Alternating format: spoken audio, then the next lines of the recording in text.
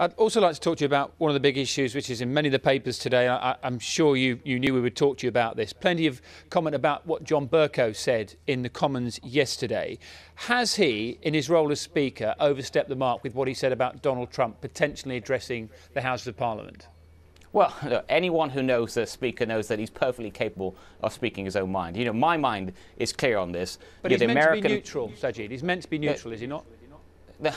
What's important is that we have full respect for the office of the President of the United States and whoever sits in that office at any time. And it's very clear that this is the choice of the American people, and it's manifestly in our self-interest as a country to get on with that person. And that's why President Trump is very welcome in the United Kingdom.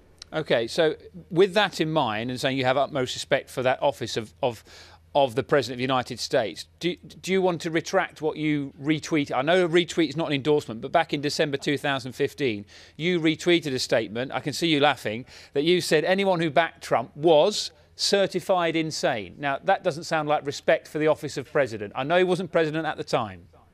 That's not something I've ever said, and what matters is that whoever is sitting in that office, doesn't matter who it is, that is a person that we need to get on with and we should reach out with and we should work with. That's exactly what we're doing. I understand you never said that, but you did retweet that. And I've had a look through your Twitter and you don't tend to retweet things you don't agree with.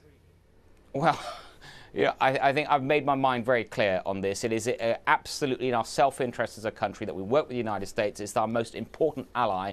And whether that's the President, its legislators, its governors, we should be reaching out across the board and working with our allies. So you do think that President Trump should be allowed to address Parliament then?